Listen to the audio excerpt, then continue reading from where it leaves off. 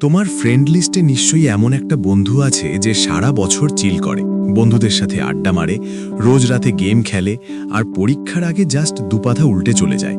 কিন্তু রেজাল্ট বেরোনোর পর দেখা যায় সেই টপার। আর অন্যদিকে তুমি?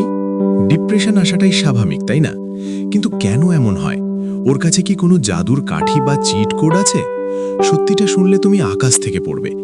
টিচাররা আসলে তোমার খাতার সব উত্তর খুঁটিয়ে পড়েন না, কারণ তাদের অল্প সময়ের মধ্যে অনেক বেশি খাতা দেখতে হয়।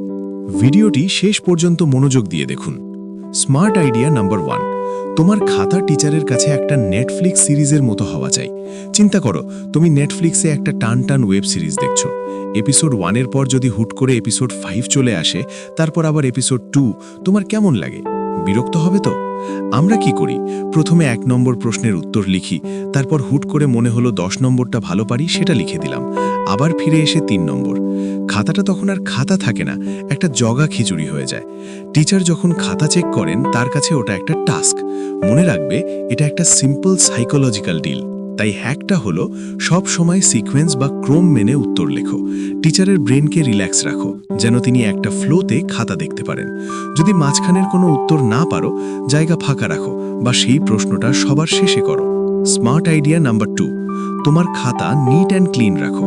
আমাদের অনেকেরই ধারণা, হাতের লেখা মুক্তোর মতো না হলে বা ক্যালিগ্রাফি না জানলে পরীক্ষায় ভালো নাম্বার পাওয়া ইম্পসিবল।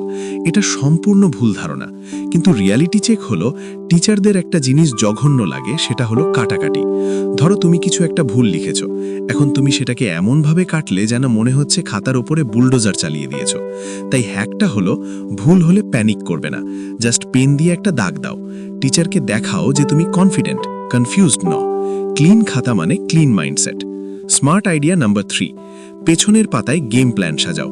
বড় উত্তর 5 পাতা বা 10 নম্বরের লিখতে গিয়ে আমরা প্রায়ই মাঝপথে আটকে যাই। অর্ধেক লেখার পরে মনে হয়, আরে মেন পয়েন্টটাই তো ভুলে গেলাম। এটা টপারদের সিক্রেট স্ট্র্যাটেজি। পরীক্ষার খাতা পাওয়ার সঙ্গে সঙ্গে একদম শেষ পাতায় চলে যাও, উপরে বড় করে লেখো রাফ। যখনই কোনো বড় প্রশ্ন আসবে, উত্তর লেখা শুরু করার আগে ওই রাফ পেজে গিয়ে জাস্ট 2 মিনিটে মেইন 5টা পয়েন্ট বা কিওয়ার্ডগুলো লিখে নাও। একবার যখন মেইন খাতায় লেখা শুরু করবে, তোমাকে আর ভাবতে হবে না, তুমি জাস্ট পয়েন্টগুলো দেখবে আর লিখবে। তোমার ফ্লো বজায় থাকবে আর খাতা হবে মাখনের মতো পরিষ্কার। পরীক্ষার হলে এমন প্রশ্ন আসবেই যা তুমি পড়োনি বা সিলেবাসের বাইরে থেকে এসেছে, কিন্তু একজন টপার বা স্মার্ট স্টুডেন্ট কখনোই খাতা ফাঁকা রাখে না। এখানেই আসল খেলা। যদি উত্তর না জানো, তাহলে খবরদার পয়েন্ট করে লিখবে না। পয়েন্ট করে লিখলে টিচার সহজেই ধরে ফেলবেন যে তুমি ভুলমাল বকছো। প্রথমে ভাবো ওটা কোন চ্যাপ্টারের প্রশ্ন, তারপর কোন টপিকের। সেই টপিক রিলেটেড যা কিছু জানো একটা বড় প্যারাগ্রাফে লিখে দাও। সাইকোলজিক্যালি টিচাররা বড় প্যারাগ্রাফ খুঁটিয়ে পড়ার সময় পান না, তারা জাস্ট লেন্থ দেখেন এবং প্রেজেন্টেশন দেখেন। Smart idea number 4, keyword highlight করো। মনে রাখবে, টিচার তোমার পুরো উত্তর পড়ার সময় পান না, তিনি জাস্ট স্ক্যান করেন। তিনি কিছু নির্দিষ্ট শব্দ বা কিওয়ার্ড খুঁজছেন। কিন্তু তুমি যদি সেই ইম্পর্টেন্ট শব্দগুলো প্যারাগ্রাফের ভিড়ে লুকিয়ে রাখো, টিচার মিস করে যেতে পারেন। আর টিচার মিস করা মানেই তোমার নম্বর কমে যাওয়া। তাই হ্যাক হলো, উত্তরের মেইন পয়েন্টের নিচে পেন দিয়ে আন্ডারলাইন করে দাও। টিচারকে বুঝিয়ে দাও যে স্যার বা ম্যাম, আপনার কষ্ট করে পুরোটা পড়ার দরকার নেই, এই দেখুন আমি আসল কথাটা লিখেছি। এটাকে বলে ভিজুয়াল ট্র্যাপ। টিচারের চোখ শুধু তোমার দাগ দেওয়া সঠিক শব্দগুলোর ওপর পড়বে আর তিনি খুশি হয়ে টিকমার্ক দেবেন। এই গোল্ডেন অ্যাডভাইসটা সব সময় মাথায় রাখবে। সব শেষে সামারি করি। নাম্বার 1, সিকোয়েন্স মেনে চলো।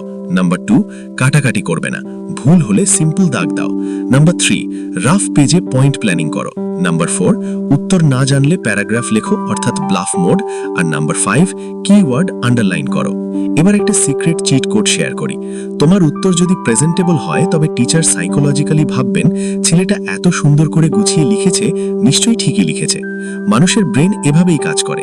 তাই পড়ার টেবিলে যেমন সময় দিচ্ছ, প্রেজেন্টেশনের টেবিলেও সময় দাও, কারণ দিন শেষে যো দিখতা হ্যায় ওহি বিকতা হ্যায়।